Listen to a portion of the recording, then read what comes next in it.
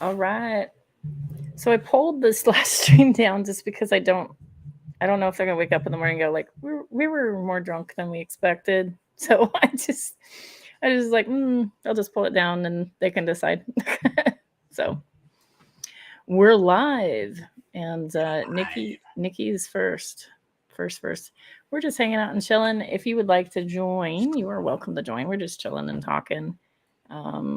And I guess you're playing Path of Exiles or something. Still. Okay. See, I don't connect with these point and click ones. They have a new one called Lost Ark, and I played that, and I don't connect too well with it for some reason.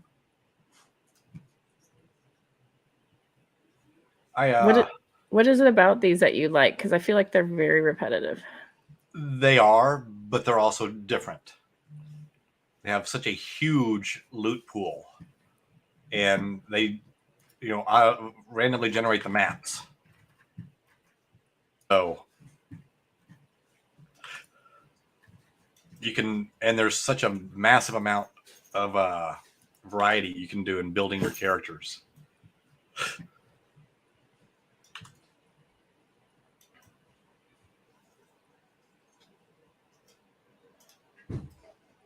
You look like you're tunneling. I'm exploring new areas, that's for sure. Oh, it's your map. It's your map. Okay. Yeah. I see, said the blind man.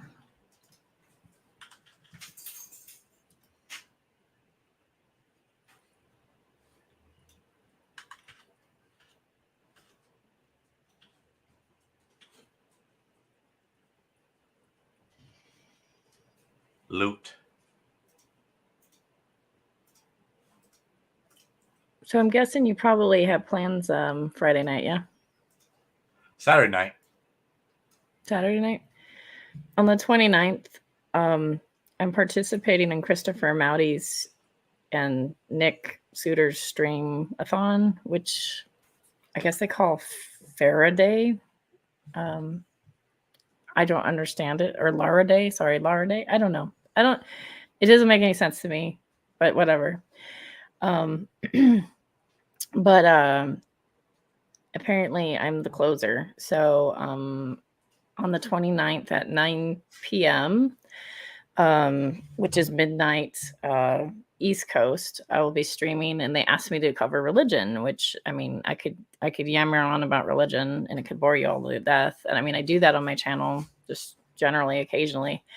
But I thought, because the whole reason for doing this event was to try to bring people together and have them have a place to be, especially during the holidays when people were kind of lonely and really down, and to have a place to kind of land and people and hang out.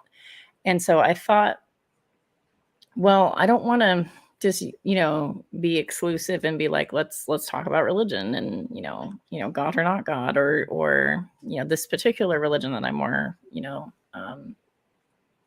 into versus this one, or instead of like talking theology or arguing, I thought it would be cool if we did a stream where we had a small group of people, and we got some theists that were more on the moderate to progressive side, and some atheists that were not anti-theists and were more on the moderate side of that, and to have a conversation in good faith and have a conversation about what can we agree on as theists and atheists, like what values could we say we can unite on and say, yeah, I agree with that.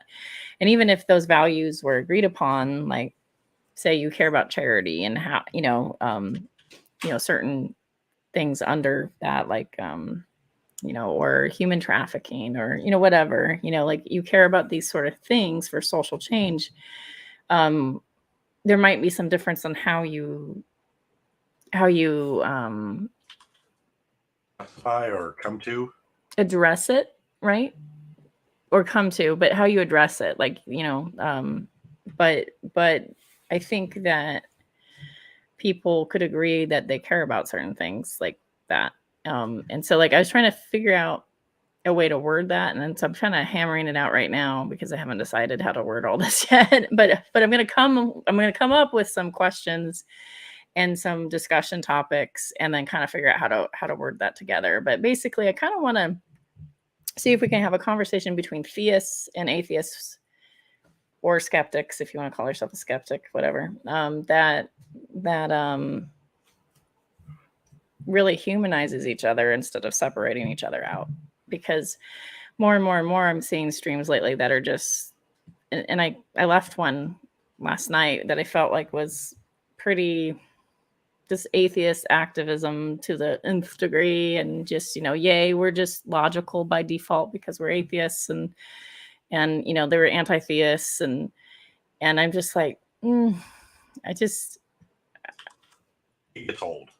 it's old, and my threat meter isn't triggered in that way. Like, I have the same concerns as an anti-theist, but I don't have the same solutions as an anti-theist, if that makes sense. Yeah. So when I was asking, for instance, Oz, I'll pick on Oz because I like Oz, but like Oz is definitely an anti-theist, and I think has some problematic beliefs as an anti-theist. But I said, like, why do you want to pull the rug underneath, a theist that's clinging on to faith for hope, and that connection and grounding, and all that stuff, and you just want to rip it out because you're a skeptic, but you offer very little in return.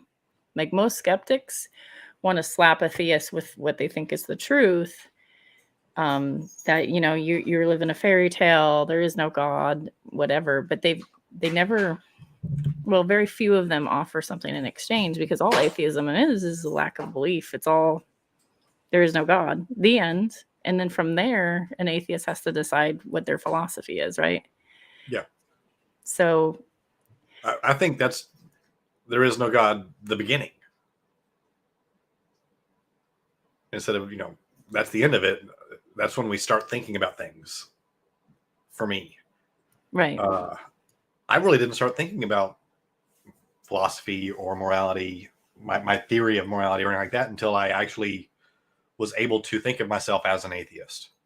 I mean, I've pretty much always been one, but I just never really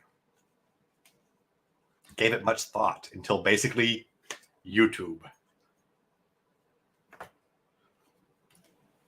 And that made me start thinking about my moral system, which I'm still not entirely, I'm a little bit of mix and match type. Same with my ontology and my epistemology, bit of a mix and match type. A lot of people are, and I think some of them can be mixed and matched, right? Like, I don't think it's necessarily either or. In some ways, my moral system, in some ways, it's merely intuitive. In other ways, it's virtue ethics. In other ways, it's Consequentialism, humanism. Consequentialism. I mean, it's a bit of a mix. Well, I think consequentialism is kind of it's the derpiest of the structures. It's the most childlike of the structures. It's just like, you don't want anything bad to happen to you, and like, but even being childish can be true. Right, but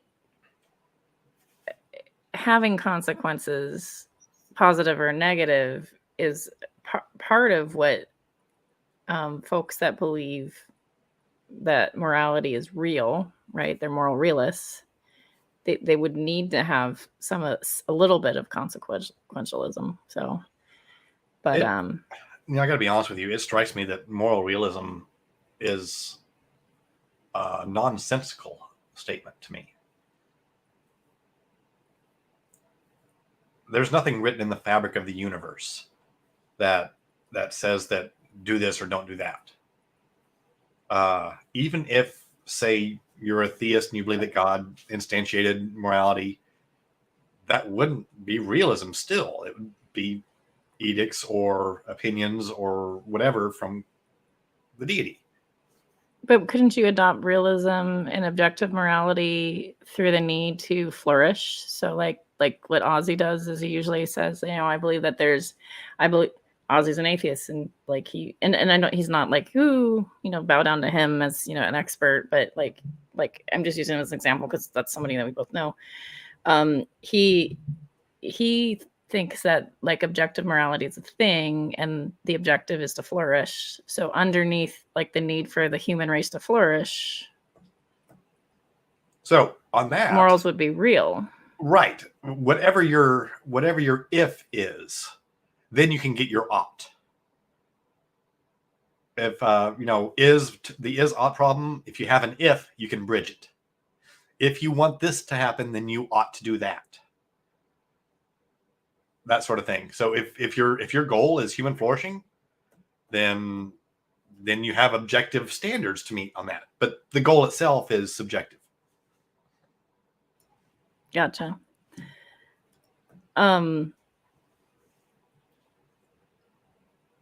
I never had heard this before J.D. Kane explained it to me, but he's a moral, if I think it's an error theorist.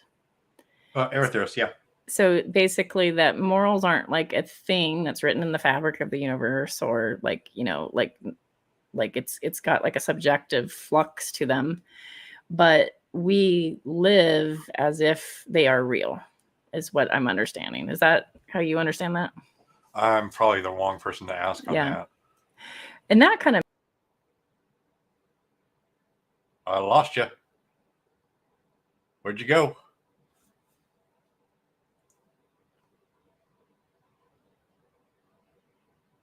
This is interesting.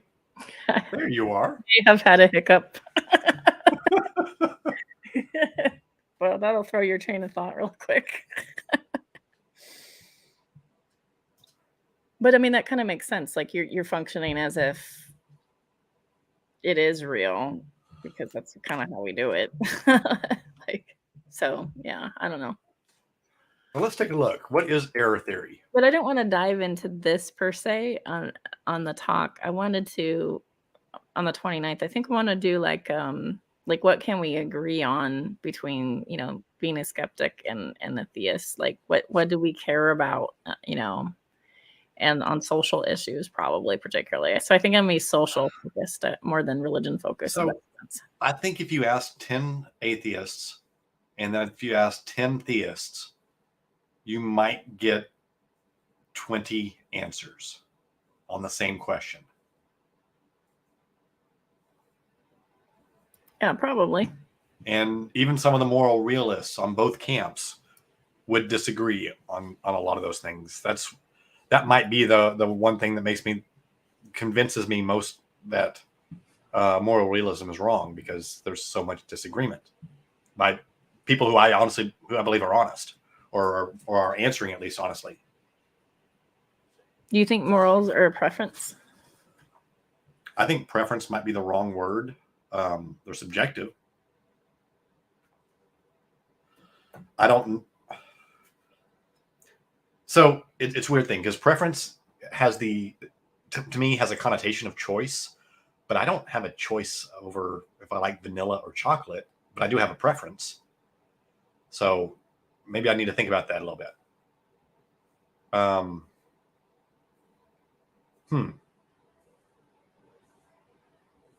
Good question. Yeah, I don't know. Preferential.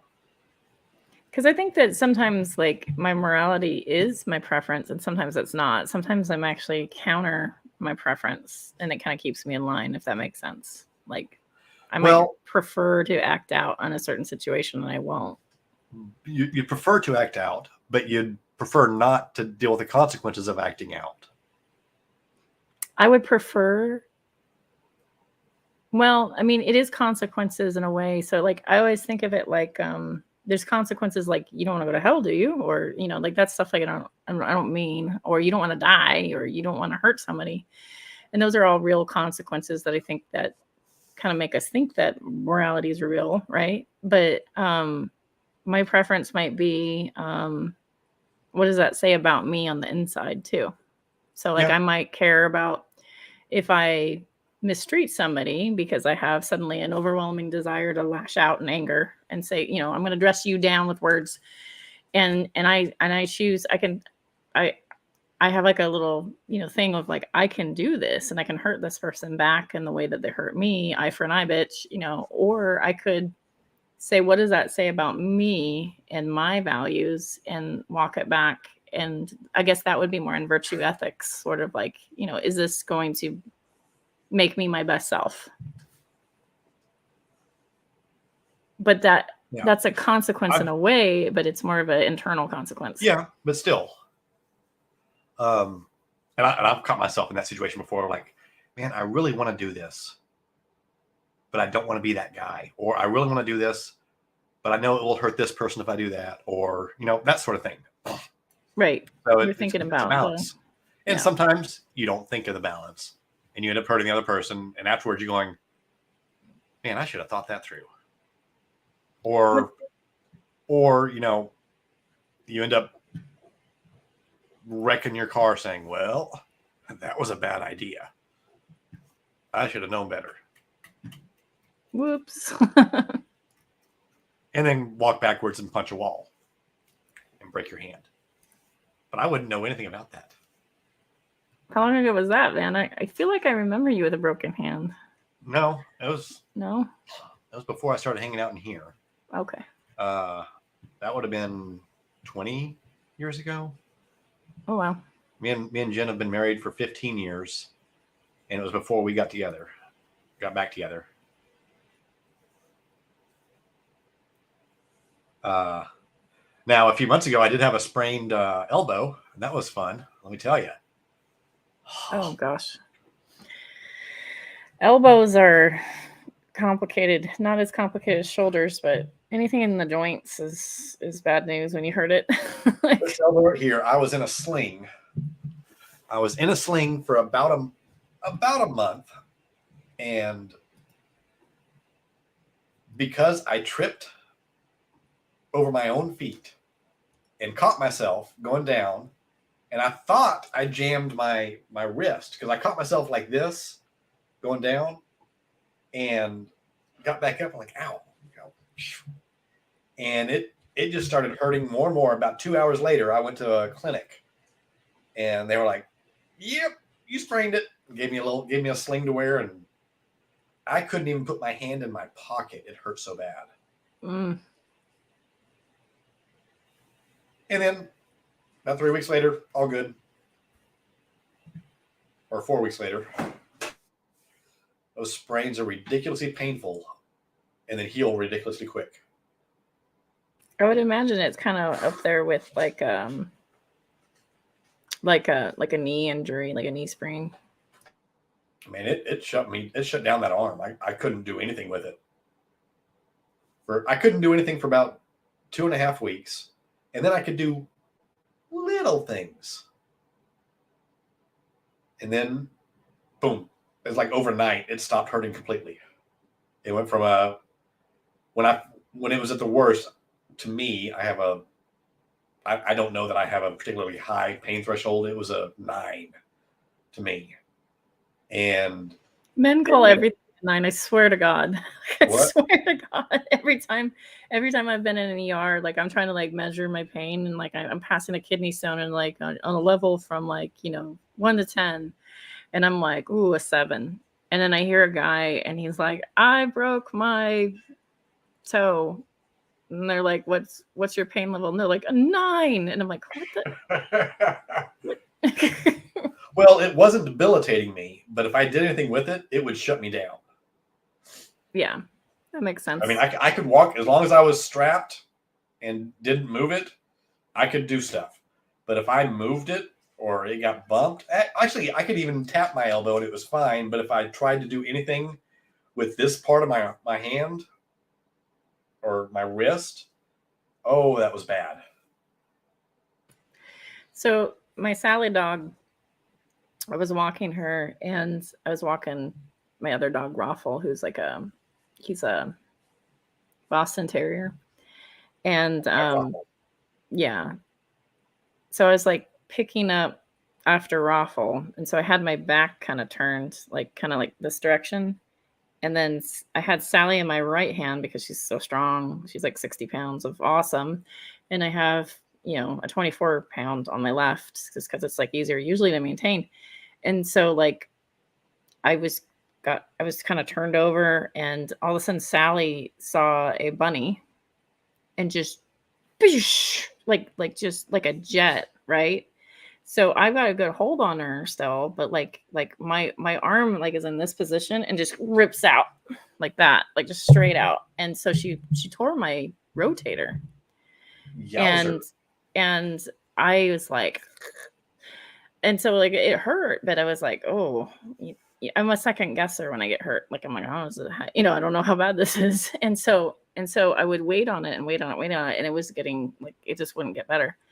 And it would keep me up at night. So like mine was like I couldn't move my arm, like I couldn't, do that, and I couldn't reach up or anything. And I definitely couldn't put my hand in my pocket or behind me, like at all. And at night I would just ache because like for whatever reason at night is when you're injured. That's when like you have less to think about and everything just turns up a notch, and it would keep me up. And so I was getting these like nerve pains that would go all the way down my arm. And, so finally I went in and they're like, yeah, you probably have a torn rotator, and I was like, okay. And it was the weirdest thing because it affected like my ability to use my fingers even. Like I would kind of like freeze up and I would go, like it would actually make me cramp, like the nerve pain. And I would go into like this weird, like claw kind of situation. And that was like really odd. So it took a long time to get better. And then finally, like I went to physical therapy like 3 times and I couldn't afford it anymore. So I was just like, I'll do it on my own. And what they taught me with the exercises, and then I was swimming over the summer. And so like that helped. I wasn't like hardcore, like over the arm, but like I was doing exercises in the pool and stuff. And so now, like slowly but surely, at first I was like, I can only lift up my hand just a little bit from my hip. And at first I couldn't even lift it out, like that. And then eventually I could start to lift it out a little bit and then up a little bit. And then eventually I got to the point where I could do like, for lack of a better word, Heil Hitler. So I'm gonna get flagged down just for that. But like obviously that's not what I Roman mean. salute. Roman salute. Thank you. That's a better word. Because that's not what I was actually doing. But I could reach out like for here's a cup, but I couldn't go any higher. So I'd be like there. So now like this is my right arm actually, the one that's hurt. So now I can go like this and I can feel the tension and it hurts, but I can do it. And so I'm like, yes. So I feel like I'm on the mend. That only took a year. That took a whole year. So, and now I'm just like, I have Sally attached to my belt. I do like a runner's belt, and I'm at risk of her pulling my whole body forward, but like I'm just now prepared. Like at any instant, she could do that. So check this one out. When I first got in the car business, I left pizza behind. I discovered a injury that I had many years ago, and I didn't know I had it. I had done some damage to both of my shoulders, but I was constantly knocking loose all the scar tissue just from making pizzas. And so I stopped making pizzas. And all of a sudden, both of my shoulders, I used to be ridiculously limber. I think I've shown y'all on camera a couple times where I could like touch my elbow to my shoulder. Oh, yeah. Behind my head. And then all of a sudden you couldn't. Well, all of a sudden I couldn't do this. This hurt. Really? Just putting your... Just crossing my arms. That's funny. That was the position that helped my shoulder, actually. So like at night, if I propped it up on a pillow and put it up here, I was like, oh, this is so much better. just crossing my arms that much hurt. And we have a chiropractor we go to who's actually really good. He knows the joints. He doesn't try and subluxate to to cure my psoriasis. He's like, no, joints, tendons, you need to see a doctor, that sort of thing. I mean, good guy. And he's like feeling in there. So I was like, all right. And he's on my shoulders and he's just feeling, man, you got some scar tissue. And he did this little thing where he basically just had me go like this and he pushes down really hard. So, all right, now move your elbow forward. And I just felt like when you rip apart Velcro, I felt like that. And oh my God, it hurt so bad. And I was basically standing like this. I couldn't do much more than this. I mean, I could move my elbows, but I could not move my shoulders at all for the next day. And then I could move them again. I was able to move again. Nikki asks, can we ask Fam what he uses for game sharing on streams? Asking for a friend. Eyeballs. I don't know. I just hit share screen. So what he's doing right now is he's got his desktop up, and because it's StreamYards, I presented his screen. So that's all he's doing. He's not using a capture software right now. Yeah. This is all StreamYards. Google Hangouts. Now, if you were to do that while you're playing Call of Duty, that would be very resource heavy if you're streaming through StreamYards and you're doing that and sharing. So I think for you, you would probably have to do OBS or XSplit. I use XSplit because that's one of the things I learned, but you could use OBS as well. But I haven't bothered to learn OBS, and arguably it's superior than StreamYards, or not StreamYards. The other one I have, XSplit. XSplit is the other one. So you can use XSplit, OBS, or there's another one made by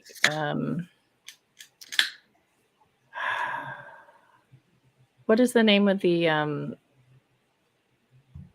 actually I have it. NVIDIA. Thank you. On my computer. NVIDIA has one where I think it's called Shadow Play. And I have used that one before, but Shadow Play, I think made my stuff run really hot. So pretty much if you stream it all, like it's always running hot. If you have a desktop, you can keep it cooler. Mine is a laptop, so I get raging hot really quick. My room's a bit of a mess, well, all the time, but I've got a desktop. I'd pull the camera over if it wasn't quite such a mess and show you my desktop setup here. That I've got it setting on top of my little mini fridge, and it will get this room hot enough in winter. Like the other day when it was 10 degrees here or 9 degrees here, I was in here in my boxers because my computer always runs hot no matter what I'm doing. Oh yeah.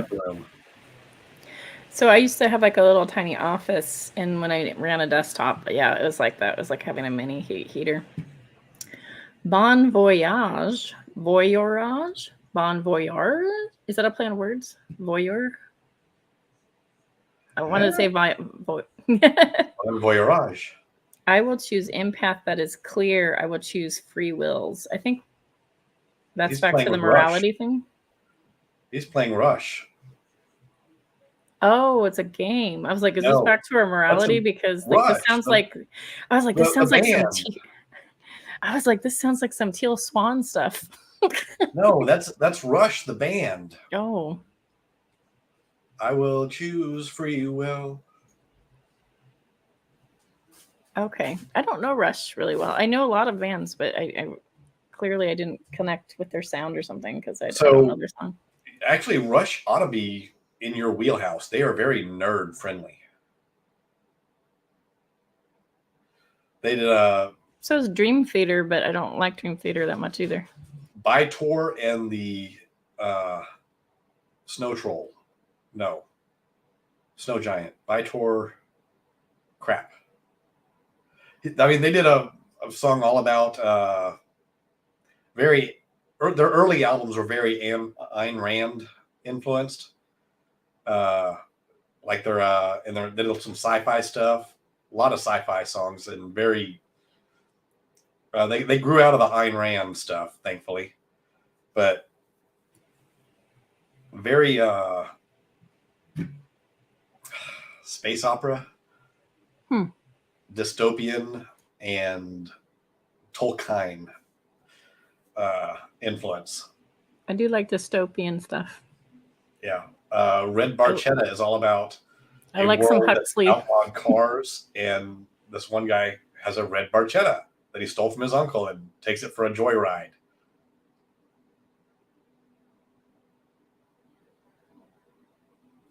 Cool stuff.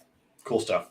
They finally got into the Hall of Fame after 14 years of being eligible. Oh, wow. And then Neil Peart died. And Neil Peart died like almost 4 years ago now. If you have Netflix, they've got a couple of or I don't know if they do anymore. They did documentaries on Rush that are pretty cool. Is it on Netflix or Amazon? Because I noticed Amazon has a lot of the rock stuff. No, I'm not sure. I saw it on Netflix, but I can't even remember. I watched, I think, U2 and Tool, and obviously the pop stars have a lot. Pink is an interesting one. I was gonna see if I could screen share what. I'm just trying to make sure that there's nothing weird on my desktop. Weird on my desktop. No, like a document or something. I'm just looking. No, looks like they took the Rush documentaries off of Netflix. So I think I can screen share this without it being weird. Because it just shows my... Beyond the Lighted Stage. That was the name of it. Beyond the Lighted Stage? On the Lighted Stage. Let's see. Share screen.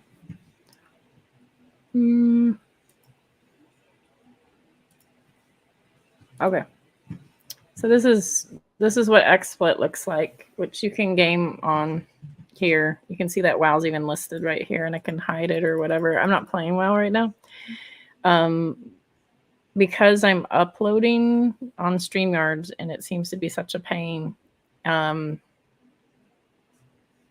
don't really want to add more to my poor laptop by also doing this. But if I was by myself and not doing StreamYards, I could use this to broadcast. So I'd hit a little broadcast and I don't know if it's going to show any keys, so I'm not going to hit it. But it'll let me select which channel I want to broadcast to. I have a couple channels. And then I can do that. And then, yeah. So, and then it gives you scenes. So you can set up different scenes. Like when you see this graphic, I'm using XSplit pretty much. Now this is the free version. So I make little graphics, throw them in there or something, or you can say, oh, you're going to show my game here, or you could add your camera here. Like, it's just endless what you can like put in this little bin here and then show. So OBS does exactly the same thing pretty much. I'm just used to this setup. If I was to say which one can do more, it would be OBS. But I've been a little bit lazy learning it, to be honest. I think I tried and it felt so awkward that I just kind of gave up in a hurry and went back to XSplit. So, but yeah, that's one that you could use, and you can mess like the quality of stream that you want to put in there and stuff like that. So XSplit is popular. OBS is popular. GeForce is the GeForce NVIDIA one. Shadow Play, some people use. I'm trying to think what else they do. But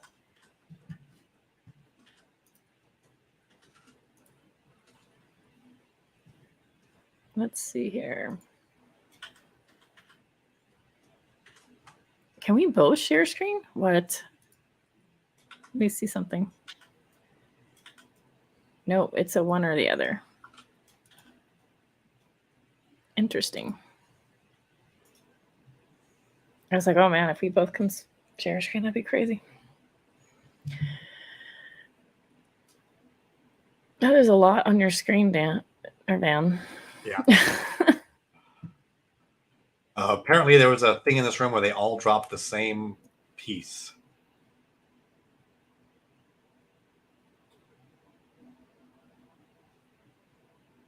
And none of them have 6 slots.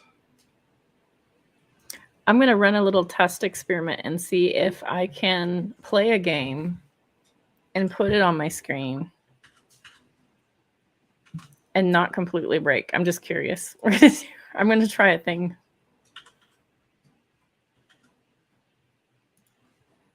All right, I'm going to put it here, and I'm going to... Device not available. Okay, if I unshare myself, I'll be...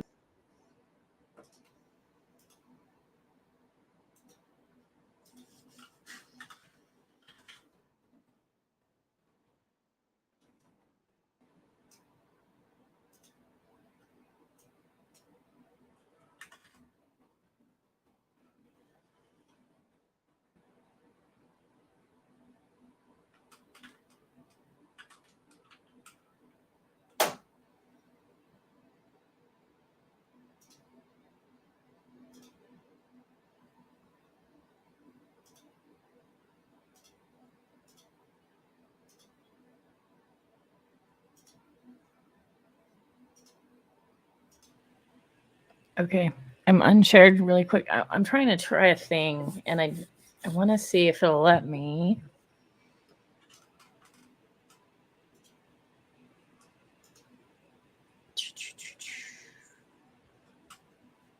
I'll be right back again.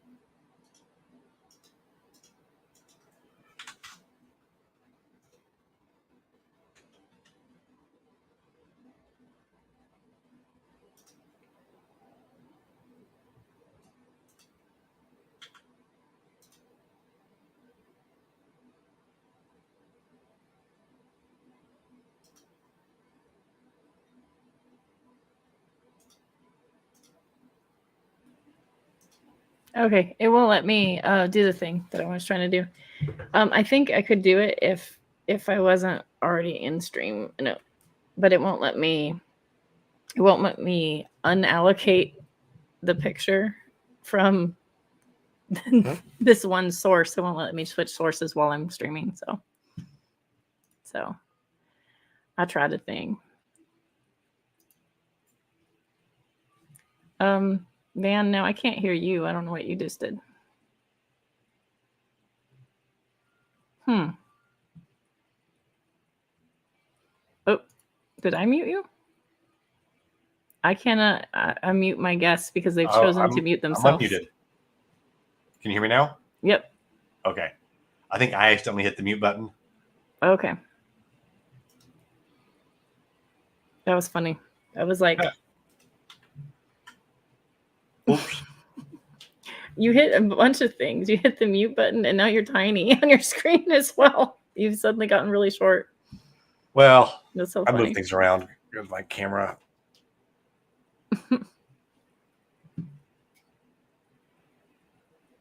Let's see. Oh, yeah, you have a Foo Fighters thing in behind you. So I've got my big little coat tree right there, but I've got my Foo Fighters, I've got my Mad Max, and I've got my Spider-Man in Vegas over here. Then I've got my original Star Wars poster over there. I love the paneling too. Yeah. It's covering a big, huge crack in the wall. It reminds me of when I was a kid. We all had paneling like in our living room. Yeah. If you lived in the 70s, you saw that wood paneling. Well, I lived in the 80s, but I was born in 79, so They count. But it was residue. Oh, I got 2 more pieces of art that I haven't had to put up yet. Where is it? I've really got to unclutter my room.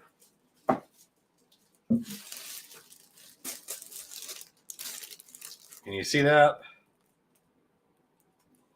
Oh, who's that? I know that guy. That's Here. Try doing this. I haven't even pulled out the wrapper yet.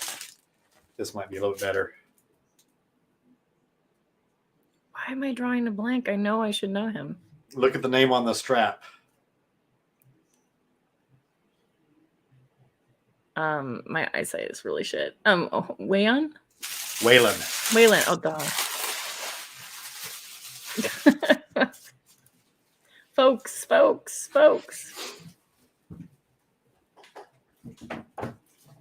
That's funny. And the other one I got, I haven't even put in a frame yet. What's that? Oh, it's a Bronco with a Bronco. Yep. I see. Seems appropriate for me.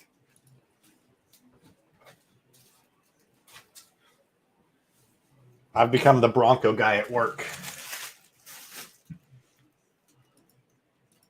The Bronco guy. They're like, ass fan. He's got a Bronco. It's great. It's an amazing. I mean, you have one, you learn it. We're a Jeep house actually. Yeah. But doesn't take much to switch though. I mean, I've got a lousy Nissan Sentra. Well, I say lousy. It's actually been really good to me. Like it's 2004. I'm driving that beater into the ground. Like it's at this point, it's like it's getting on the edge now. For the vast majority of my life, I have owned what I could, not what I wanted. Right. And it's just been over the last couple of years that I've been able to own what I wanted, as opposed to what I could. Well, for me, it's the same. My husband owns what he wants, but for me, I've always been like, I'm just gonna hang on to this car for 20 years. I wanted a Honda at the time. I got a Nissan instead because I could afford it. So that Honda CR-V we had forever was quite good for us. Yeah, it was a nice car. Because I think you had just got it before your road trip when we had it for less than a month. I mean, those are handy cars. When I drove up to San Francisco with the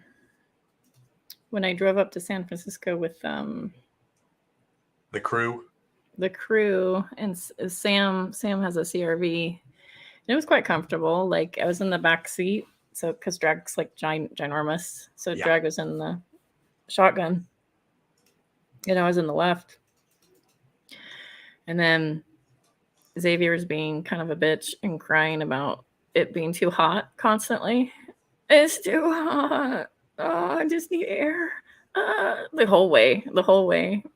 He was just, and then he's like, he's just, for whatever reason, he just runs so hot, and like the air was just fine. Like it's on max, it's going, it's like not a big deal, but Xavier's just like super sensitive and was like, and then but for me, it was perfect. But then I like things on incubate anyway, so maybe I'm the one that's off. I don't know. I tend to run cold, so like we're opposites. Lucifer was there. I got to meet Lucifer. I've met a lot of people online. I've met probably you're the queen. 40 people maybe. And out of 40 people, I'd say only 2 people were bad experiences. And one of them was like such a mildly bad experience. It was just like she shit talked to me a little bit and after and okay, I know who that is. It was just a little bit difficult in our interactions, like it wasn't like a horrible experience, but it was a little more, there's a little bit of work. Say a phrase and you tell me if I'm accurate. It's in loop, bitch. Yes. Okay. Yes, it's in loop, bitch. Look it up. Look it up. My grandmother. and Without maybe dropping that's, any names, we know exactly who we're talking about. yeah, we do. Like the new folks won't know. Lucifer might know. I don't know. Lucifer and Christian might know. I don't know. But yeah. But it wasn't like a horrible experience. It was just a bit awkward, and plus her spouse and her weren't doing good, and that was awkward. It was just awkward. It was a little bit awkward interaction. Like you could feel the tension a little bit. So I think maybe it was because we had past tension, and then there was other tension that had nothing to do with me, and so I was just like, But then she said that I hugged autistically. And I'm like, fair enough. Like, if you come at me and I may have had some past negative experiences with you, or maybe I don't know you very well. And if you come at me and just kind of dive on me, I'm gonna kind of be like, what do I do? There, or like something like that. And so it was kind of like one of those awkward experiences. And so like she runs out and goes like Spackle hugs autistically, and I was like, oh well, that's really nice to say. I was I like, do recall. you just jumped on me. I do recall, man. I do recall saying something along the lines of, "I know you're not much of a hugger, but you know I'm going to hug you, right?"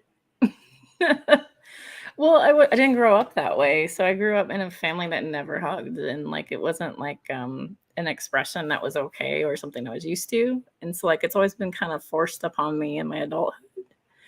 And it's weird because I'm like a cat. I'm like, I like affection, but I like it on my terms, And so I'm sort of like, but I didn't feel uncomfortable hugging you. Actually, I didn't.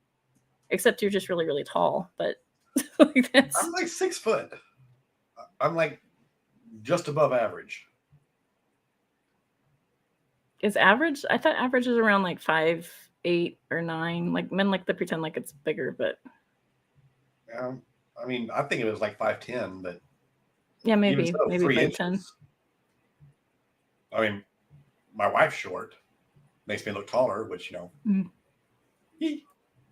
There are some people though that break through the awkwardness for hugging. Like I didn't really feel uncomfortable or awkward. I didn't feel awkward with drag either. Like there was a joke made between us because I have giant boobs, and so he's just like, "Whoa." But like it wasn't an awkward experience, and he's just pretty chill.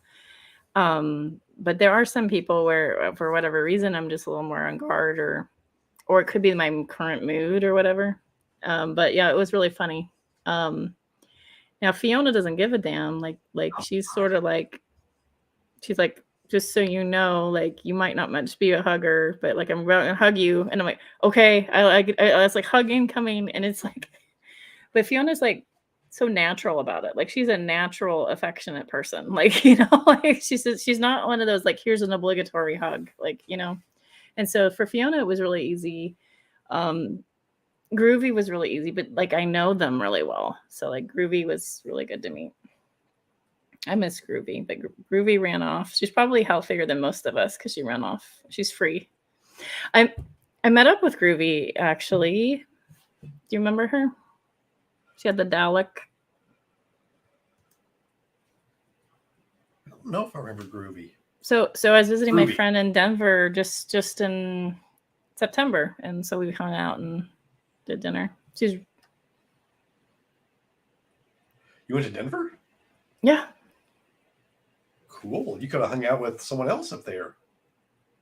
Who else? That you're convinced hates you. That I also met up with on the road trip.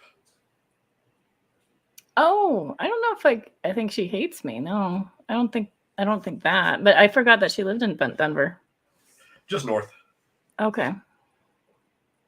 No, we had a sharp argument, but I don't know if that would be hatred.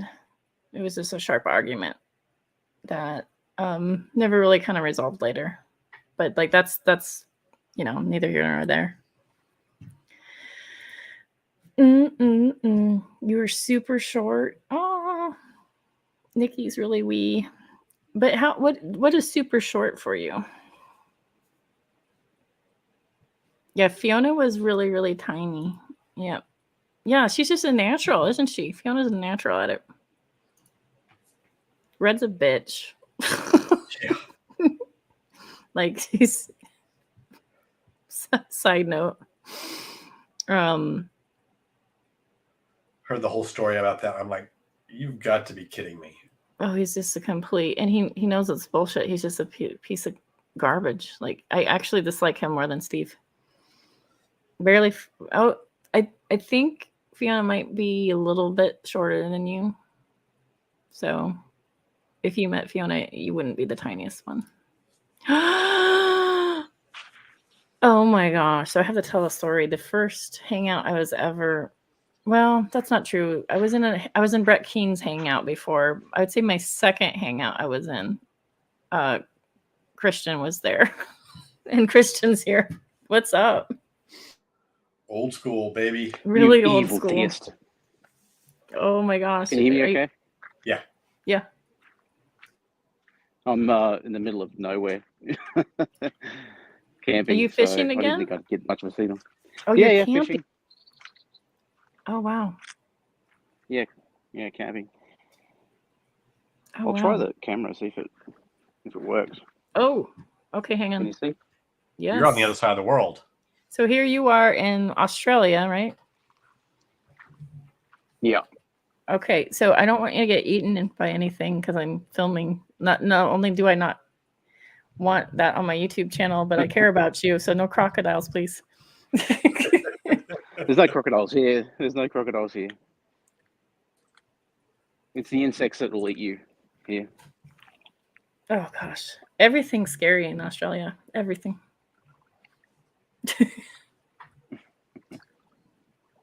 Oh man.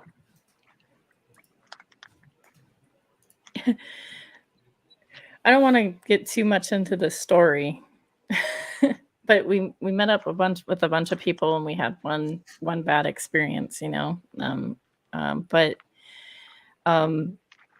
I remember waking up to like a whole bunch of people piling into my suite, just like "Arr, arr, arr."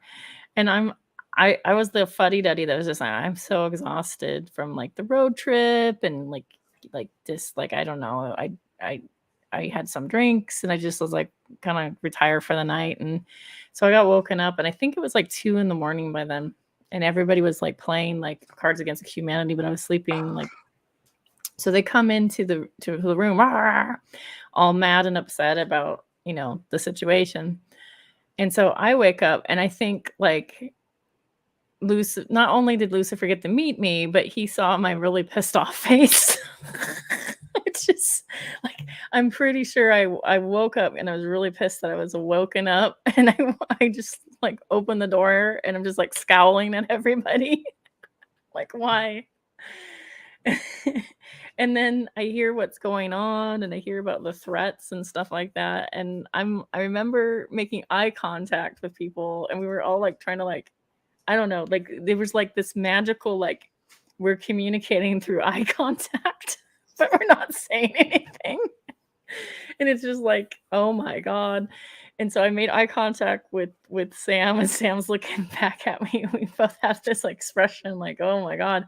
And then I look at, and I made Kevin get upset at me, and Kevin like ran and left the room and slammed the door because I told him he needed to calm down. And then I make eye contact with Lucifer, and Lucifer had this holy shit, what am I in face? Like he's just so wide-eyed and just like, I'm not saying shit to anybody.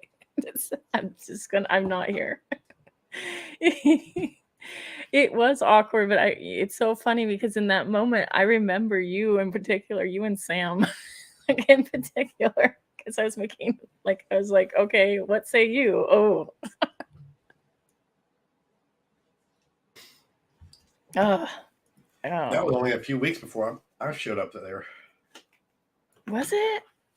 Really? Pretty close. I thought you were like a year after. My memory's shit. I'm so bad at sequencing. Like, it was 4 years ago. Over 4 years ago. Is it? Wow. That's a trip. But yeah, most people are really chill and likable and hospitable and kind. And what time of year was it when y'all did that trip. Yeah, I think you were the year after. Wasn't it like spring? I think it was July or August. I'm the Because worst. I showed up in September. Okay, maybe you were after. Yeah, I think I was like a month after, Huh. or 6 weeks. Interesting. I remember talking to you because you had such horrible losses in life, like with this like unbelievable, like the Book of Job happened to you, and it was just terrible. And I remember talking to you. When I was living in a different spot. I remember that. And we were just kind of discussing things. And then I remember the trip when you came over. But for some reason, I seem to be detaching the two incidences on the timeline. And I'll have to look it up. I'm the worst for timelines. The worst. I remember expressions and things that people say, but actual timelines, no, not so much. I'm not so good at it either. It starts to blend together for me at some point, and I start mixing and matching. But if I'm able to get if I'm able to pinpoint it with like an event, then I can tag the year to it, the memory. Yes, I think that's what Fiona said. Like you need to start, and I'm missing the markers. Like I need to attach it to the marker. But what's interesting is, and I don't want to like get into like too heavy of a subject and trauma, but what's interesting is like even if I'm really bad at sequencing events, my body remembers the events. Like the whole body keeps the score thing is kind of true in a way. Like you might have forgotten that something happened at a certain time and you're not actively cognitively remembering it, but you'll start having a response during that time, which is something I was going through during Christmas, and still like it's not something I'm through. And it's the weirdest thing. And I was like, why is this bothering me so much? And then I went, oh, it clicked. Like I was like, I remember there's like a series of events that like affected this thing. And it's weird because it's just an automatic thing. Like it's like an automatic thing where it just sort of happens instead of cognition. There's so much that our brains do on autopilot where we don't cognitively choose to do it, or we're not actively thinking about it. And then our cognition clicks in to sort of put it back into line, if that makes sense. Yeah.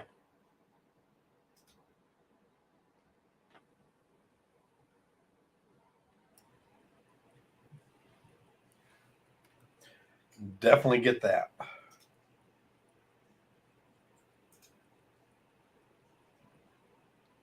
So Christian's camping and here, which is amazing. Christian, are you camping alone? No. I've got 2 other people. Okay. How long are you camping for? We're not sure yet. Maybe till New Year. Oh, that's a pretty long time. Yeah, we've been here since just before Christmas. All right. It's been pretty fun. Pretty hot, but not as hot as it can get. So, yeah, good. How you been going? Oh, the in-laws came into town and we had family time with them, and we did a Christmas breakfast and dinner. And my dogs love the brother-in-law's property, so they were going bonkers running around because like he kind of lives in the mountains, so they're like ah. So it was fun. It was a good day.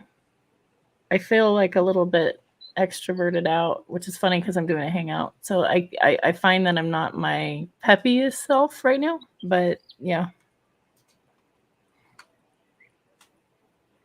Yeah. There's the many versions of Spackle. Right now, this is a chill version. Like just How are you going, Van? What's that? I am doing pretty good. Oh. Yeah? It has been some time. A long time. Like getting maybe 10 big, years. Weird, crazy reunion. We all just pick a place and turn up. And Apparently they keep doing that in like New York. Yeah, New York. Yeah, I could not. Each time with the New York one, I couldn't do it. With San Fran, there was enough time to get time off, and it didn't conflict with any blocked out dates. And it was really important because our friend passed away. So, like, it was somebody that I talked to every day. So, like, it was really important. Like, I like to meet people, but, like, you know, there's a lot of factors into what happens, I guess. But I don't have a lot of loose funding. So, like, to, like, travel on a whim is a little bit difficult. Like, I have to save for it, kind of thing. Yeah, I'd love to see. I've offered Drag before because he loves fishing to come out to Australia. As long as he could pay for the plane ticket, we would sort everything else out and pay for him to go catfishing and stuff like that. Oh, I wonder if you'd like that. That'd be pretty cool. Yeah, and we'd make sure he didn't get killed. Yeah, that's kind of important. Yeah, I think that the native animals don't kill the Australians; they just target the tourists. Yeah. I haven't seen a snake. Touch wood. I haven't seen a snake yet. I've seen about 1,000 spiders, and it's actually been good for my fear of spiders because there's so many of them. I just don't care now.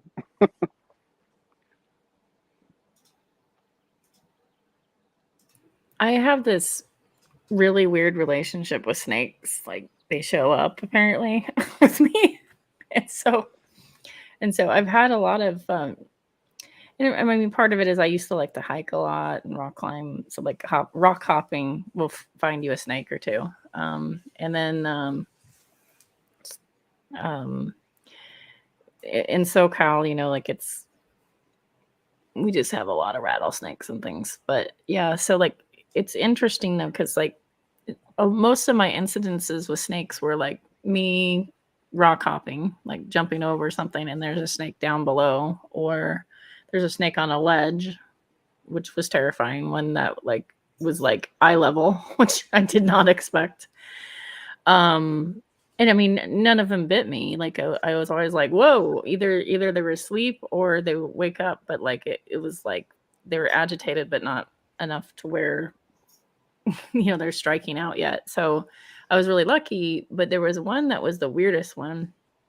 And I left a friend's house, and in San Diego, like, there's like outskirts of areas that are a little bit further out, a little for like the East counties, a little further out, a little less in the city, but like still has like suburbs sort of like in the hills. It's kind of hard to, you know, explain.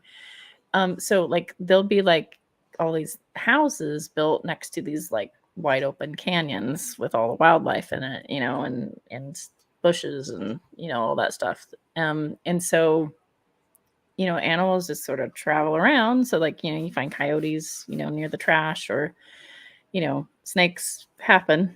Um, and so I was leaving, and then it was like in the summer. I was leaving my friend's house, and actually it was like a bunch of like my church friends. And at the time I was a youth director too. So, like, it was a rowdy bunch, and people like had a lot of smart mouth things to say apparently. And I remember someone had made a joke to me, and it was sort of a little bit of a, like, you know, I don't know, teasing me. And as I was leaving the house, I go and I'm opening the door. Someone makes a joke as the door's opened, and I turn to make a smart aleck remark back. And, like, I'm like mid step with a foot hanging over a snake. like I almost stepped on a snake, like, right as I went out the door. And I was like, oh my God. And, like, if I was like a cat, like, jumping backwards, you know how they do that? That is what I did as a human. Like, I just, like, immediately was like, whoa. I don't know how I threw myself that far back. But yeah, I was like, and then I think I said snake, snake, snake.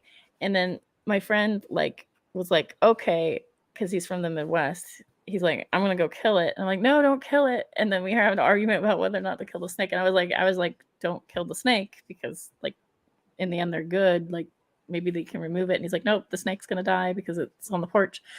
So he killed the snake with a shovel. End of story. It was horrible.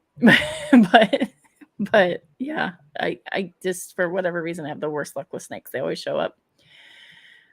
Nikki says, I'm fading. I got to get treatment in the mornings. I'm going to dip. Yep. Oh, you have a wrench, but you're not obligated to stay in any whole stream or anything like that. So like, I just threw your wrench. So when you're here, if you see nonsense, you can help out. But yeah, I have a good night. Rest well. I hope everything goes well. Take care, Nikki. Ooh, and we lost Christian to the bush. He's in the bush now. Getting off close to that line for me too. It's like 46 minutes after 11 when I'm supposed to go to bed. Oh yeah. Well, frankly, I probably should be going to bed too because I work tomorrow, and I can tell that I'm kind of out of words today. Like I'm not my usual like self. Like even with Savage and Math Pig, I noticed I wasn't as extroverted as I usually am. Like I was like, I'm not as. But anyway, well, thanks for visiting. Always.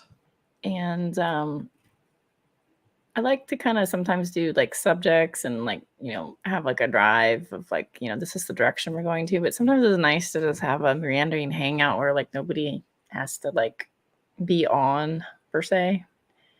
And that can be fun. So, all right. So if you're in the audience, take care. We're chilling, and we thought, oh, let's just chill in person here because some people like to lurk and listen to something on.